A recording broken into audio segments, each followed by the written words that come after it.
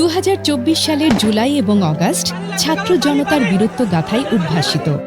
গণ অভ্যুত্থানের মধ্য দিয়ে আমরা পেয়েছি নতুন এক বাংলাদেশ, যেখানে শিশুরা স্বপ্ন দেখে আগামী দিনের বিশ্ব নাগরিক হয়ে বেড়ে ওঠার।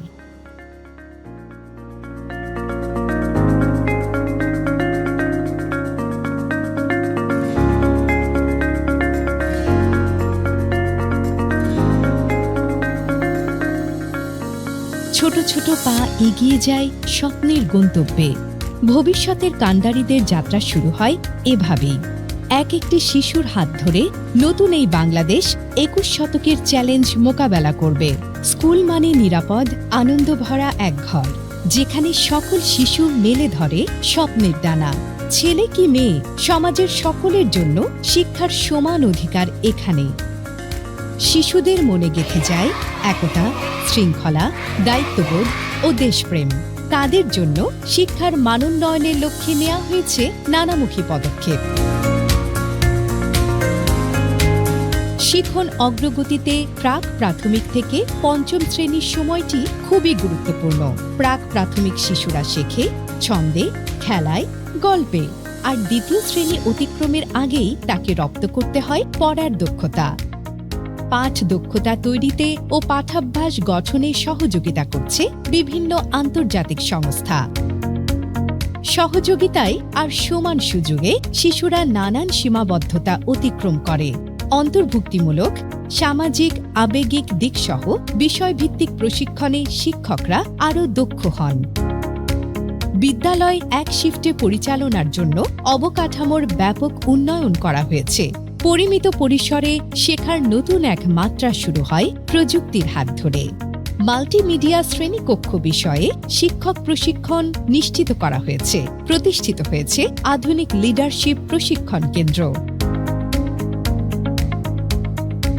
প্রশ্নে প্রশ্নে কৌতূহলের ছন্দে বাড়তে থাকে শেখার আনন্দ। পূর্ণতা পায় শিশুর মন ও মননের বিকাশ। প্রত্যেক শিশুর প্রকাশ আলাদা। কারো স্বপ্ন উঠে আসে ছবিতে, কারো বা গানে, গল্পে। গড়ে ওঠে নেতৃত্ব, মর্যাদা আর যোগাযোগের বিভিন্ন দক্ষতা ও কৌশল। তারা একে অপরকে শ্রদ্ধা করতে শেখে।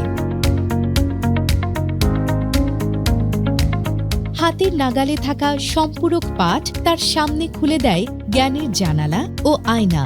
জানালা দিয়ে সে আরেক জেলা, শহর বা দেশ দেখে। আয়নায় সে দেখে নিজেকে, দেখে নিজের সংস্কৃতি আর পরিবর্তনের স্বপ্নকে। তারা শেখে সহযোগিতার আনন্দ।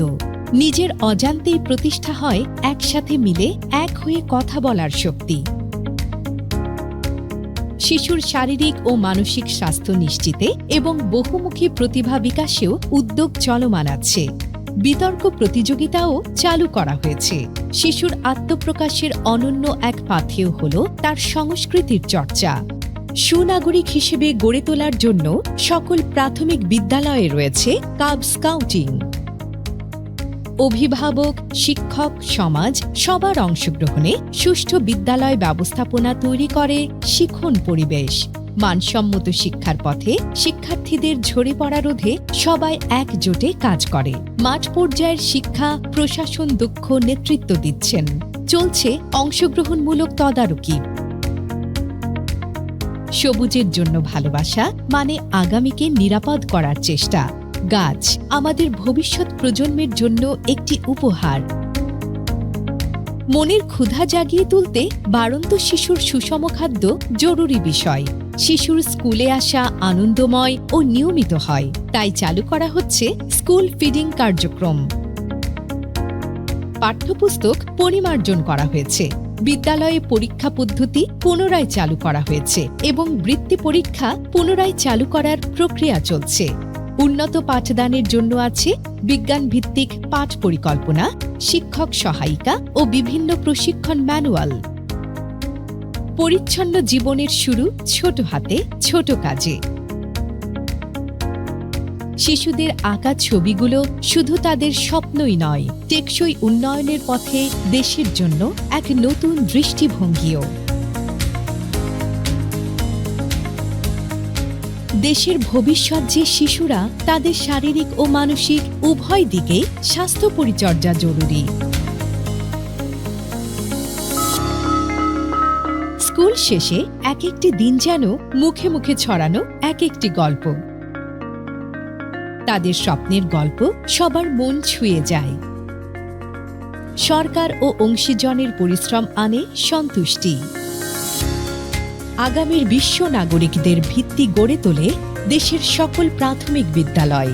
প্রাথমিক ও গণশিক্ষা মন্ত্রণালয়ের নেতৃত্বে প্রাথমিক শিক্ষা অধিদপ্তর নিষ্ঠা ও আন্তরিকতার সঙ্গে নিরবিচ্ছিন্নভাবে কাজ করে চলেছে।